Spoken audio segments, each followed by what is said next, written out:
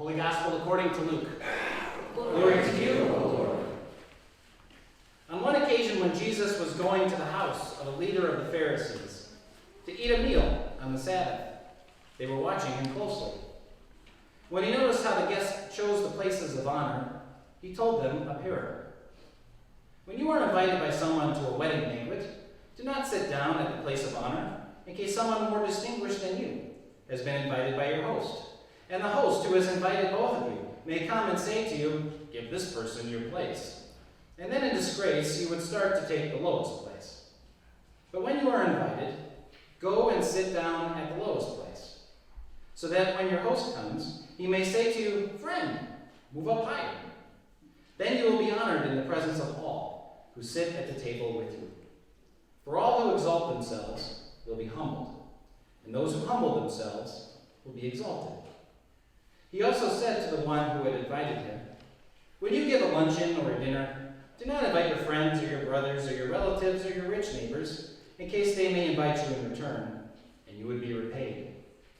But when you give a banquet, invite the poor, the crippled, the lame, and the blind, and you will be blessed, because they cannot repay you, for you will be repaid at the resurrection of the righteous."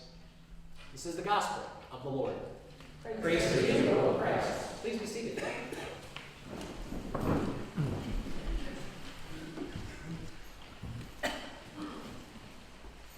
Sometimes the readings turn out pretty well, and they speak exactly to where we are and want to be.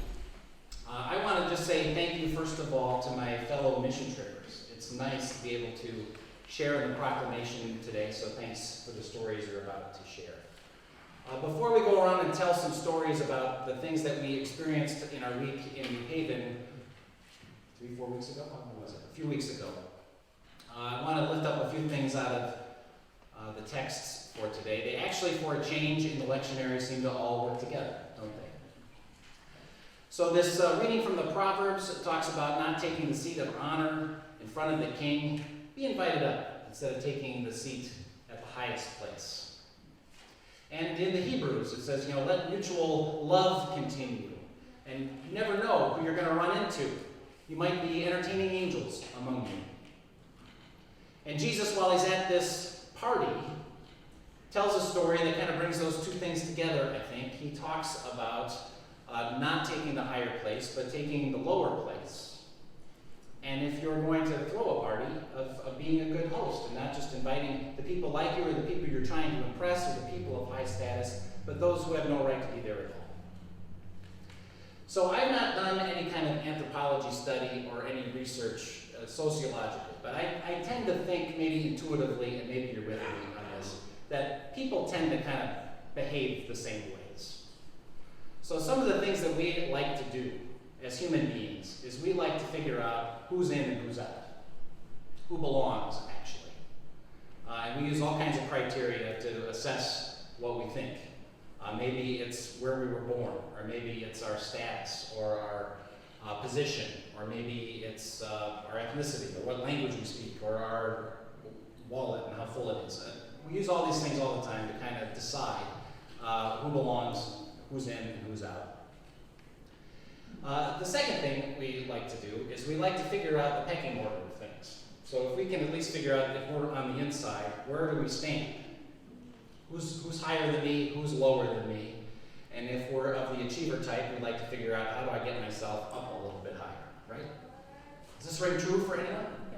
Yeah, so school, yes. Work, yes. Families, absolutely. Society at large, of course. And doesn't that cause a lot of the problems that we participate in all the time?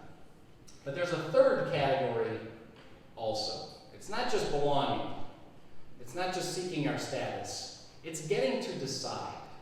Don't we like to be the ones who get to decide who's in or out, or what status we have?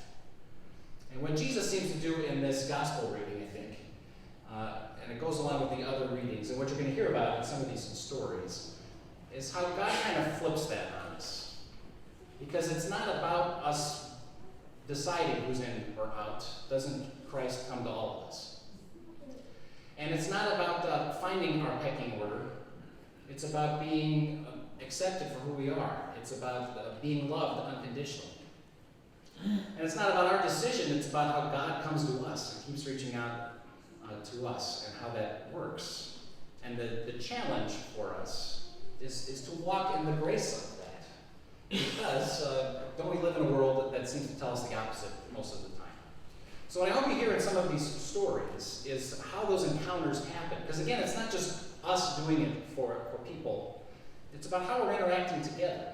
It's about where we're meeting Christ in each other. It's about how we entertain those angels. It's about how we humble ourselves before others so that we might point to God and not just to ourselves. And I think the great example of that, before we get into the rest of the stories, is the day that we left for New Haven. We had all those tables set up in the back, and many of you stuck around along with our mission trippers here and made like 150 lunches for people who lived on the street, who had drug addictions, who had all kinds of problems well beyond any of our expertise to solve, and yet just to be human, to be people that share this love that's been given to us that we don't deserve, is exactly what it means to be people of faith. So let's share some stories. Who'd like to go next? You go first. Why don't we start again? Or do you want to go next? I'll just do a quick overview. These awesome kids right here, and Peggy, and we also she was kind of like a kid that kids decided. And also Charlie Brown, who could not be here, and Cassie Hartnett, who we all know is off in Baltimore.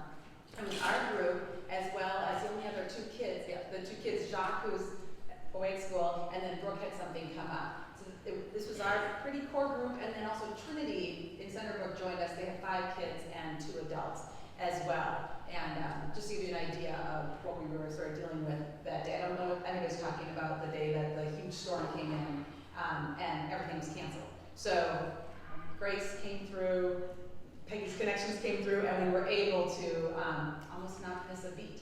So that was, and make more bracelets. All I was telling you guys to do was make bracelets, make bracelets. So having said that, to give you an idea, and also I don't think anybody's talking about the chapel on the green itself. When we got there at 104 degrees, these guys were awesome, just lining up after the chapel part of it, handing out lunches and making it do when we ran out of ham and cheese. And they said, well, why is there mustard if it's only peanut butter and jelly? And having to answer some really tough questions. So I'm hoping that, and several of you have said, can we go back as a church again sometime throughout the year, not have to wait until the summer. So I would say by the response we got, as far as helping making the meal ahead of time, I think we definitely would like to make that happen. So we'll just start. Mia, do you want to start? Okay. Okay, so everybody sort of picked what they're going to talk about too. So yeah, so let them know what you're talking about. All right. So I chose talking about the Ronald McDonald House because it has a very special place in my heart when we go there and make food and everything. So I think about 6 people stayed back at Notre Dame to help clean up and everything. And I think this was the last day of the mission trip. And so the rest of us went to the Ronald McDonald House, and I got to use a really big knife and cut a lot out. And then a lot of people did play to their strengths and really helped out while, using what they knew how to do in the kitchen. And then while some people were cooking and some people were done, the rest of us made like bracelets and cards of thank yous to all the people that donated and helped out with the mission trip. And then some people, while that was also going on, went and helped out outside and really cleaned up the yard and make it look really, really pretty and nice for the families that were staying there.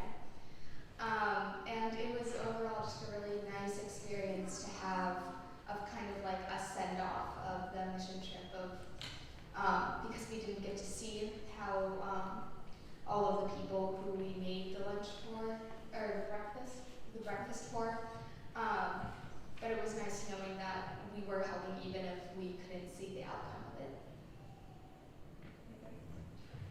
I wrote some things down. So one of the days we went on the mission trip, I think it was the 3rd day, we split up in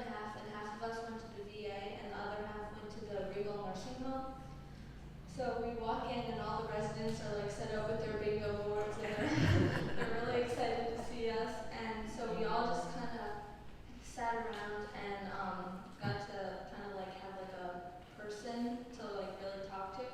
So my lady was named Connie, and she was so excited to like talk to us about like and tell us all her stories. She talked to us about how she was like one of 9 children that grew up on a farm in North Carolina, and she told us like all of her jobs she had about like with the tobacco and everything. And there was this other lady sitting at our table, and she was basically nonverbal. She couldn't really talk, but you could tell she like really wanted to like communicate with us. And we were having trouble understanding her, but Connie somehow, I don't know how, knew what she was saying. So it was really nice that we also got to, in a way, talk to her, even though she couldn't really talk to us.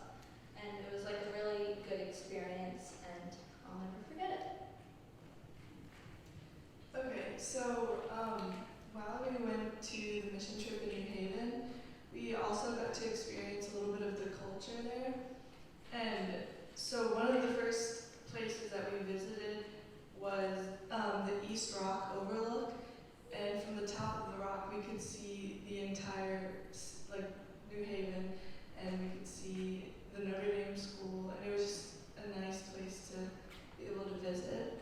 And one of my favorite activities that we did was the Yale tour.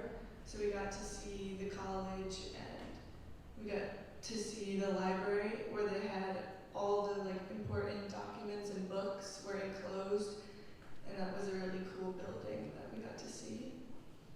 And another place was the art museum, and that's where Cassie was actually able to make a scavenger hunt for us, and we got to go to each of the sections and answer a bunch of questions on this whole worksheet. And at the end, we got like whoever finished it the fastest and the most correct got a prize. And one of the last places we visited was the Turkish restaurant, and that was on the day where there was a storm. So the whole night it was just lightning, and we were all just huddled up on the 2 tables, and it was a really fun experience. And my favorite dish was actually the hummus and pita bread. And it was nice to be able to get together outside of the service projects. Okay, so almost every night, I think we may have missed a night, at the end of the night we would go to the chapel in the school, and we would have a guest speaker, which was Peggy's friends from a camp she directed. Is that it? Yeah. So one of them that really stood out to me was Andre and Ebony. They were 2 siblings, and then Andre's wife, was it wife or girlfriend? Okay, wife. They talked to us, and I think they also went last year, but they didn't tell anyone last year that they were homeless. And I think they have been for 2 years. And so they recently got a house, and they told us about it. And then they also got to be on House Hunters. So after they talked to us, we went into the lounge room, and we went on the TV and actually got to watch the episode of House Hunters. So that was really fun. So yeah. Alright, so I have the privilege of talking about a place we went called Columbus House. Now Columbus House was a place we went, it was a shelter for those escaping bad situations, and those who were not fortunate enough to have a home in the city of New Haven. But Columbus House wasn't like the average homeless shelter, because their goal was to try to help you escape the black hole of homelessness. Now, they have short-term and long-term stays. So the short-term, you could stay just overnight. It was a place to escape bad conditions, and you could just, stay and then leave in the morning. Or you could come back for a maximum of 3 nights in a row, which I think was really, really nice that they were trying to help you for multiple nights. And then they have a long-term stay where you could go for 3 months, and they introduced a rent system that was $30 a month.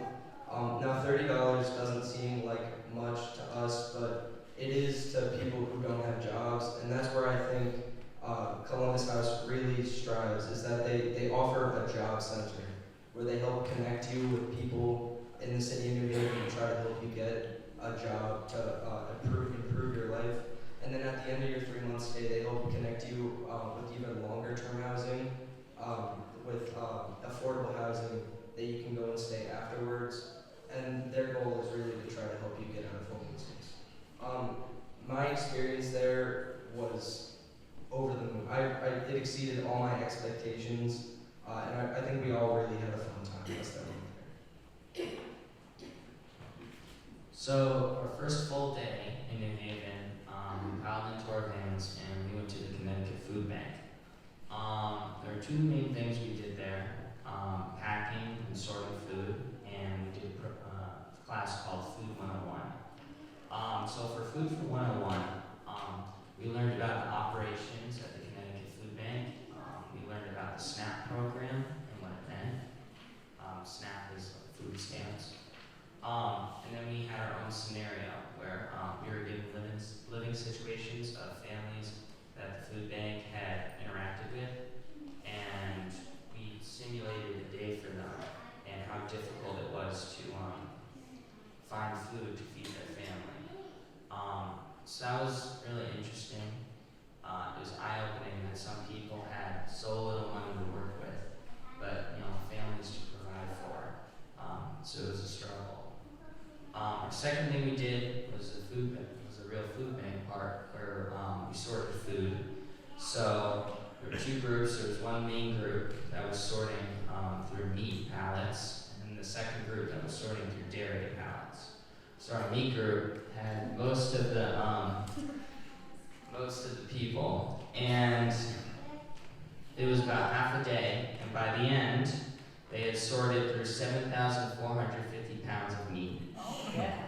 And I wasn't actually in that group for most of the time. I was in the dairy group, and there were like 5 of us. So we sorted through maybe 1,500 pounds of dairy. I'm not really sure, but it felt like a lot. It was really cool. There were some great people there, like Lenny, who guided us through. And it was just nice to have a positive experience where you just get to get hands-on and you're helping people. So I got this from Brooke this morning. Good morning, St. Paul. The day we went to the CCA to clean apartments and do landscaping really opened my eyes to a new community beyond my own. It's no exaggeration when I say the apartment was small. It only had one room. I can't imagine fitting my family into a room that size and being expected to even function. Some might call me privileged because I'm fortunate enough to live in a big house surrounded by land, but I disagree. Privilege is when you think something is not a problem because it's not a problem to you personally. Sometimes I wonder how much better our world could be if that message could be understood. Sometimes I wonder why people go through things like that, but I guess that faith is trusting God even when you don't understand His plan. After cleaning, I decided to take a walk and try to shake that feeling of weakness. My nerves were immediately calmed when I saw some kids. Fortunately enough, their grandmother let me take them outside to play soccer. Soon, some neighborhood kids joined us along with more confirmation kids. I know it sounds cheesy, but it was so heartwarming to see their smiles, and honestly, I don't think I've ever smiled more. These kids came from little houses with little rooms, but made the biggest impact on me. They inspired me to bring my love for God outside of church and into the world, into communities like theirs. So my one thing I learned is that as long as you have passion, faith, and are willing to work hard, you can do anything you want in this life, even if it's just giving joy to the little people of the world. Thank you. That was from Brooke. What was I going to say? She just...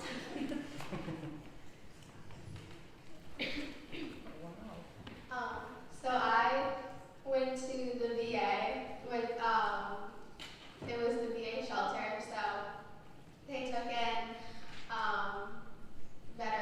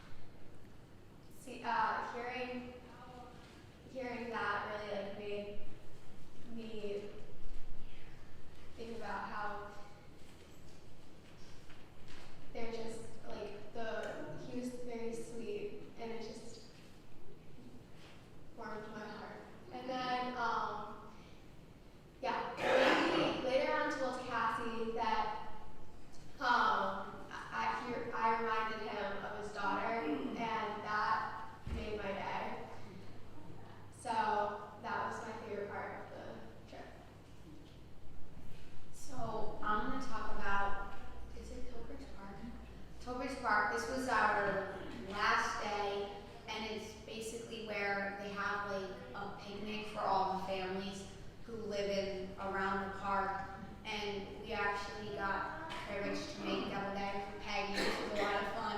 And we learned a lot, and we learned that some kids didn't know how to make it, and Peggy was like, come on, you gotta help.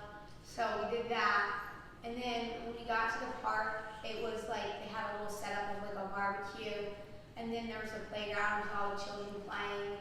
And I think this was my favorite spot because there was a lot of children, and so I went over to the playground and I played with them, and I taught them new skills, and they were just so happy.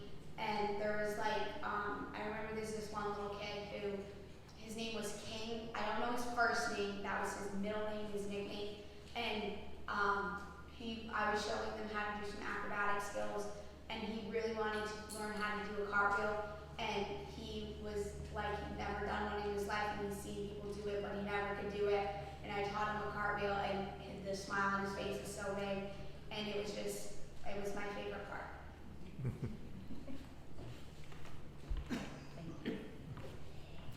So, as Nicole said, there's this place called East Brock, and it's a great lookout. You see all of New Haven.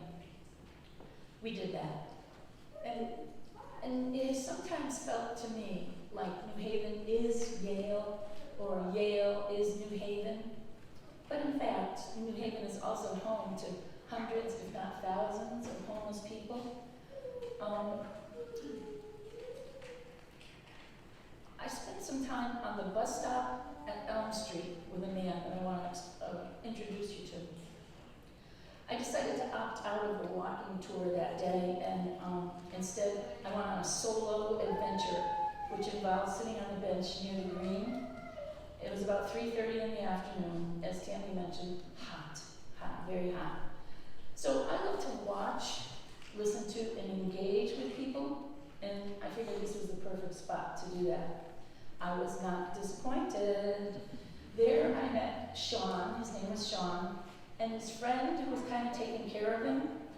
So Sean is a proud Vietnam vet who had just completed like 17 years of incarceration for home invasion. And so he was now in the process that day of celebrating the results of a meeting he had had that morning with his parole officer. Things had really gone well for him in that meeting.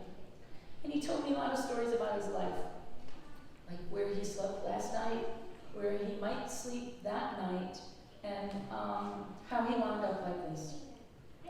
At one point, I said to him, God is good, and he very quickly finished it all the time. So I learned during this personal encounter that Sean is a survivor, similar in so many ways to the other men and women in his situation. He's my neighbor. He was thoughtful, humble, trusting, resilient. He was a child of God. I remember intentionally reminding myself of that very fact as he was stumbling around trying to catch a pigeon, and as I watched him wander over to the trash barrel, where he found a styrofoam container, and he closely examined the contents, and then proceeded to eat someone's leftover salad, which had been baking there in the sun. He was concerned about me and the heat, and offered some of what he was drinking, and I said, no, not right now. And after a while, Pastor Brett joined us, and Sean recognized him as that guy that had given him a quarter the day before on the green.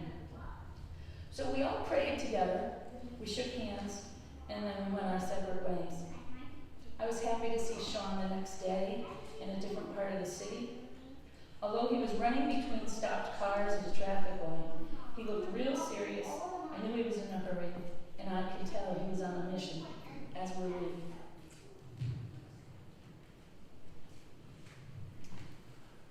I want to share just two things to close. One, my favorite day, I think, was when I got to do Habitat with the Lintons, and with Jock and Jay and Dan and others who were there. It was a good day. I always enjoyed it because you feel like you're really doing something, and it's nice to see a home being built for someone else. It's really kind of a cool thing. But the story I want to close with is a year old. So after last year's trip to New Haven, we decided to close at Pepe's for pizza. And we were standing in line because we had a group of 20 people, but you know, it takes a while to find enough room for everybody. And I said to the people I was with, I said, we should bring a pizza home to my neighbor because they work in New Haven and they come here all the time, they love it, that would be kind of a fun little thing to bring home for them, to Mike and Lucy.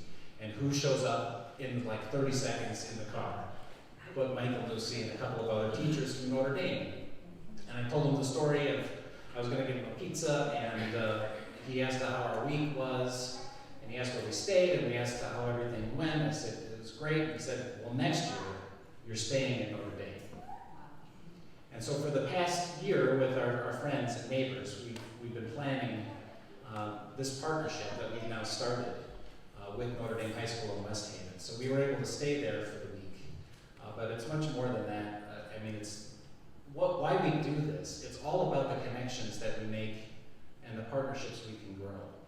And it's been fun to do a couple of things with Notre Dame High School over the last year, and I hope to do more with that as well. But it's all about those little places. You don't have to go too far to find neighbors. We ask that question throughout the week. Who's my neighbor? Who's my neighbor? Who's my neighbor? Didn't you hear a lot of neighbors in this story? And we're all neighbors. And you have people in your life that are neighbors. And there's people that you walk past all the time because you're doing something else that are potential neighbors. And God gives us these opportunities to make these connections that change our lives. So I want to thank the group here, and I thank you for your rich support of all these things that we're doing. And as it says in the Hebrews, let mutual love continue. So we're going to do that. But before we stop, why don't we just go around, everybody say their name at least, so if people don't know who you are, they will. I'm Jeff. I'm Tammy Sinibaldo. Peggy Morrissey. Will Larson. Aiden Goengis. Katie Bachman, Nicole Goosen. Grace Blackwood, Nina Sinabaldo. Tess Berry. Elise Brano. All right, let's thank them.